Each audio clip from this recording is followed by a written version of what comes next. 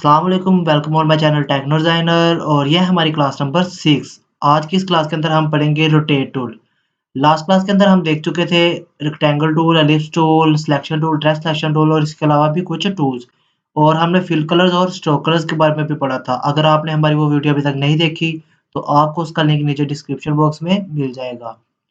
आज की इस क्लास के अंदर हम पढ़ेंगे रोटेट टूल और अलाइनमेंट टेबल। रोटेट टूल को यूज़ करते हुए हम किस तरह से कोई भी आर्ट को रोटेट कर सकते हैं और अलाइनमेंट टेबल के अंदर हम अलाइनमेंट्स करेंगे। कोई भी चीज़ को हॉरिज़ॉन्टल, वर्टिकल या फिर सेंटर में अलाइनमेंट देनी हो तो वो करना सीखेंगे। तो चलिए शुरू करते हैं। तो आज की इस क्लास के अंदर हम क्या करने वाले हैं रोटेट टूल। तो रोटेट टूल पढ़ने से पहले तो मैं एक रेक्टेंगल क्रिएट करता हूँ। हम जब सिलेक्शन टूल को क्रिएट करते हैं रोटेट करने का एक ये तरीका भी है कि जो भी आपने सिलेक्शन बनाई है, जो भी आपने शेप क्रिएट की है उसके कॉर्नर पे यानी कि जो सिलेक्शन टूल अपना उस एंकर पॉइंट के कॉर्नर पे लेके आएँगे तो आपको इस तरह का एक आइकन नज़र आएगा। इस पे अगर आप 2 बार ड्रैग करके ड्रॉप यानी कि इसको ड्रैग करेंगे 2 बार क्लिक करके तो ये फ्रीली मूव होगा। तो इस एक तो ये तरीका है इसको रोटेट करने का। और दूसरा तरीका क्या है इसको रोटेट करने का? दूसरा तरीका कि हमारे पास यहाँ पर एक रोटेट टूल है। हमारे टूल्स के अंदर रोटेट टूल है। रोटेट टूल को आप सिलेक्ट करें। सिलेक्ट करने के बाद अब आप देख रहे हैं रोटेट टूल के अंदर क्या चीज़ आई है। मैं इसको ज़ूम करता हूँ।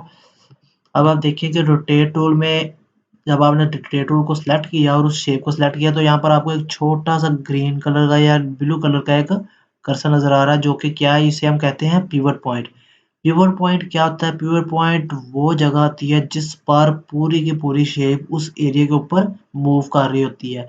फॉर एग्ज़ाम्पल यानी मैं यहाँ पे ऊपर 2 बार क्लिक करके इसको मूव करता हूँ तो ये देखें कि आप पिवट पॉइंट अपनी जगह पे है और उसके इर्द-गिर्द जितना एरिया है वो उसके ऊपर फ्रीली मूव हो रहा है।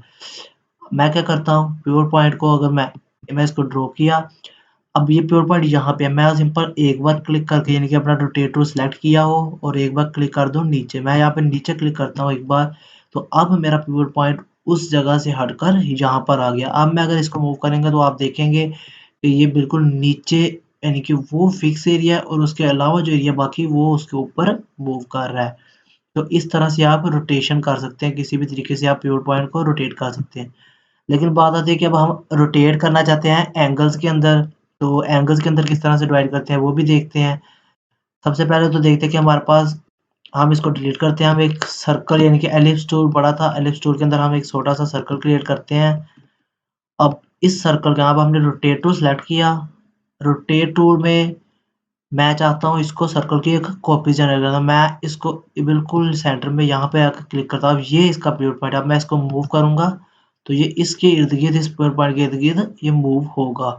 तो मैं चाहता हूँ कि ये बिल्कुल यहाँ पर आ गए यानी कि जहाँ पे आके मैं इसकी कॉपी जनरेट करता हूँ तो मैं कॉपी जनरेट करने के लिए सिंपल साथ में अल्ट पे क्लिक कर दूँगा। तो उसमें से मूव होके मैं रास्ते में यानी कि दरमियान में अल्ट पे क्लिक करूँगा तो इसकी एक कॉपी जनरेट हो जाएगी। अब इसी तरीके से कंट्रोल डी अगर मैं क्लिक करता जाता हूँ तो उसकी एक कॉपीज़ जनरेट होती जा रही है। लेकिन देखिए अब मैंने दोबारा कंट्रोल डी प्रेस किया तो बिल्कुल उसके ऊपर नहीं आया यानी कि उससे थोड़ा-सा आगे हो गया क्योंकि मैंने इसको सही एंगल्स में डिवाइड नहीं किया अभी। अभी इसको बगैर एंगल्स के डिवाइड किया है। लेकिन अगर मैं चाहता हूँ इसको एंगल्स के अंदर डिवाइड करना तो मैं क्या करूँगा कि जो हमारा ये पॉइंट है, अब मैं इसको पहले वैसे ही ड्रॉ किया था, अभी मैं इसको सिंपल वैसे पहले वैसे ही मूव किया था लेकिन अब मैं अल्ट के साथ-साथ शिफ्ट पे भी क्लिक करूँगा। शिफ्ट पे क्लिक करने से क्या होगा ये बिल्कुल उसके 45 या फिर 90 टू 135 उस एंगल्स के हिसाब से मूव होगा। तो अब मैं इसको अगर एंगल्स के हिसाब से मूव करूँगा तो ये बिल्कुल उसके हिसाब से ही मूव होगा। तो कंट्रोल डी, डी और डी ये देखिए आप बिल्कुल उसके ऊपर कॉपी आ रही है सेम। तो इससे हम एंगल्स के हिसाब से भी डिवाइड कर सकते हैं। ये तो हो गया एंगल्स के हिसाब से डिवीजन। अब एक और चीज़ आ जाती है रोटेट टूल के अंदर, वो क्या है कि ये हमारे पास एक एलिप्स सर्कल है। इस सर्कल के मैं सेलेक्ट करता हूँ। अब मैं चाहता हूँ इस सर्कल के इर्द-गिर्द बिल्कुल 20 या 25 स्टार्स आ जाएँ।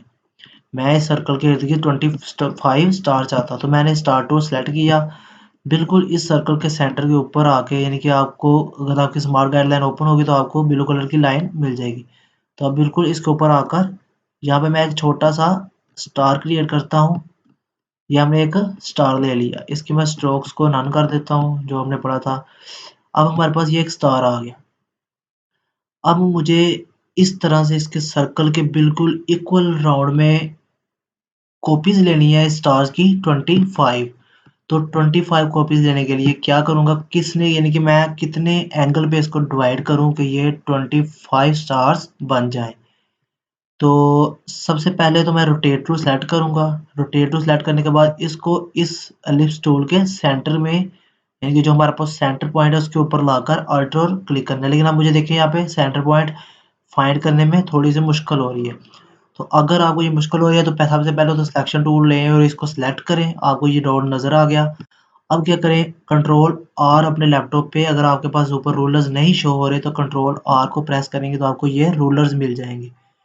इस रूलर से क्या फ़ायदा कि हम यहाँ पे इस साइड से रूलर को 2 बार ड्रैग करके यहाँ बिल्कुल सेंटर पॉइंट के ऊपर लाकर ड्रॉप कर देता हूँ, तो आपको एक लाइन मिल जाएगी और इस तरह से हम इसको भी लेकर आके इस पॉइंट के ऊपर लाकर ड्रॉप कर दूँगा तो यहाँ पे एक लाइन।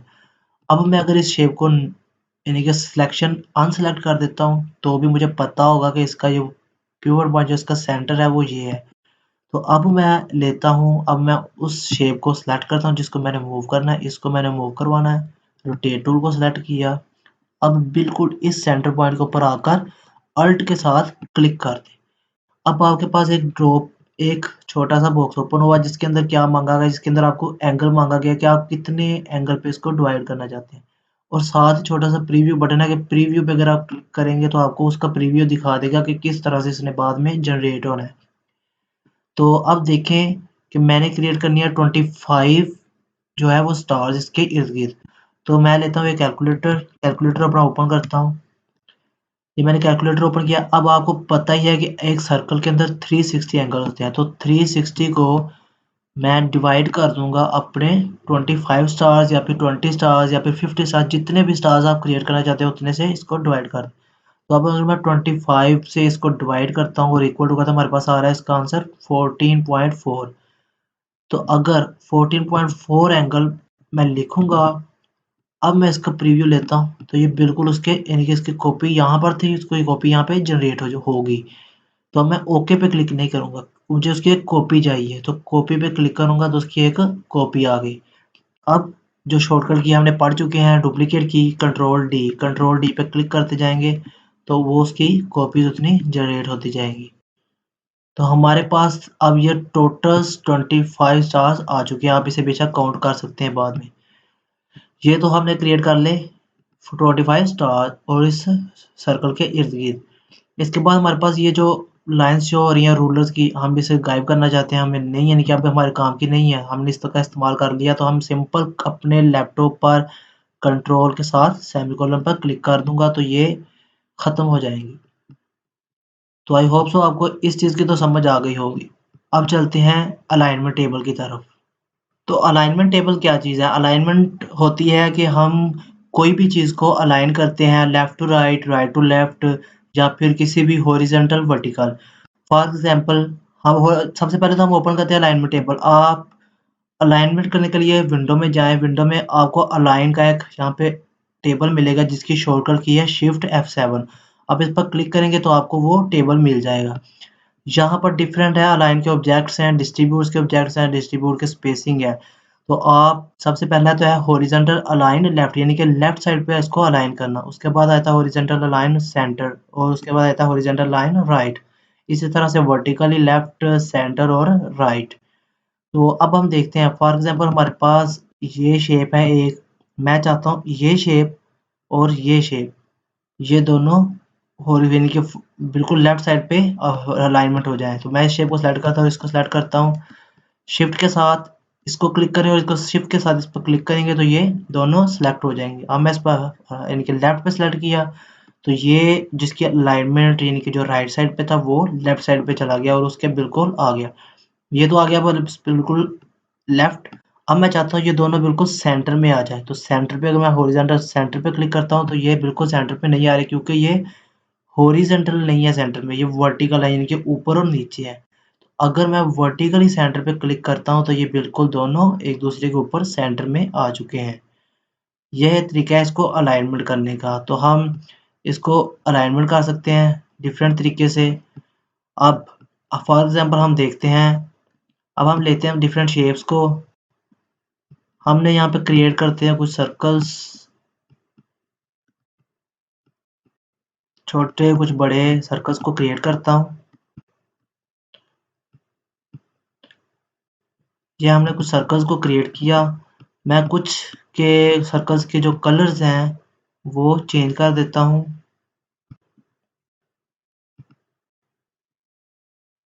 ताकि हमें उसका पता चल जाए। अब हम इसका कुछ कलर चेंज कर देते हैं और उसका कुछ कलर चेंज कर देते हैं, इस सर्कल का एक कलर चेंज कर देते हैं।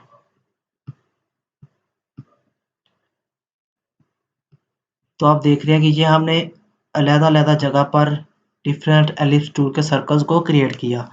अब मैं इन सब को अगर सिलेक्ट करता हूँ, इन सब सर्कल्स को सिलेक्ट किया, अब ये तमाम सर्कल सिलेक्ट हो चुके हैं। मैं चाहता हूँ बिल्कुल ये सेंटर पे आ जाए, यानी कि हॉरिजॉन्टली भी वर्टिकली भी सेंटर पे आ जाए। तो अगर मैं पहले हॉरिजॉन्टल लेफ्ट पे क्लिक करता हूँ तो सारे के सारे लेफ्ट पे आ चुके हैं। अब मैं अगर हॉरिजॉन्टल सेंटर पे क्लिक करता हूँ तो सारे के सारे हॉरिजॉन्टल में एक दूसरे के सेंटर में आ चुके हैं। अब मैं अगर हॉरिजॉन्टल राइट पे क्लिक करता हूँ तो राइट पे आ जाता है, लेकिन मुझे सेंटर में चाहिए। अब इस वर्टिकली भी इनको सेंटर में लाना है, तो वर्टिकली मैं सिंपल सेंटर पे क्लिक करता हूँ, तो आप देख रहे हैं कि ये सारे एक दूसरे के सेंटर में आकर एक शेप क्रिएट हो गई है। तो आपने देखा कि ये कैसे, यानी कि ये जो यहाँ पर थे सर्कल्स वो बिल्कुल पहले वाला सर्कल जो हमने यहाँ पे क्रिएट किया था तो वहाँ पर मूव हो गए। लेकिन इसका एक और तरीका भी है। दूसरा तरीका क्या है कि मैं चाहता हूँ कि ये सारे के सारे उस जगह पे नहीं बल्कि इस जगह पे आ जाएँ, इसके ऊपर आ जाए, इसके ऊपर सारे के सारे सर्कल्स मूव हो। तो मैं तमाम सर्कल्स को सिलेक्ट करूँगा और शिफ्ट के साथ जो यानी कि तमाम सर्कल को सिलेक्ट करने के बाद सिंपल इस पर विदाउट शिफ्ट इस पर क्लिक करूँगा, तो ये कुछ ज़्यादा ब्लू हो जाएगा। अब मैं अगर इसको हॉरिजॉन्टल सेंटर करता हूँ तो ये देखें कि इस पॉइंट इस सर्कल के ऊपर ये मूव नहीं हुआ और बाकी सब इसके सेंटर में आ चुके हैं। अब मैं वर्टिकली सेंटर करता हूँ तो ये वर्टिकली सेंटर हो गए और हमारे पास इस तरह की एक डायग्राम आ गई।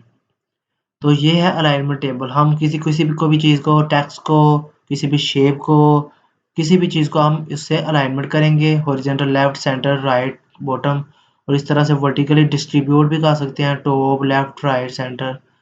तो ये था alignment table. I hope so आपको ये क्लास समझ आई होगी, और अगर आपको ये वीडियो अच्छी लगी तो लाइक करें, सब्सक्राइब करें और शेयर करें। Thank you very much.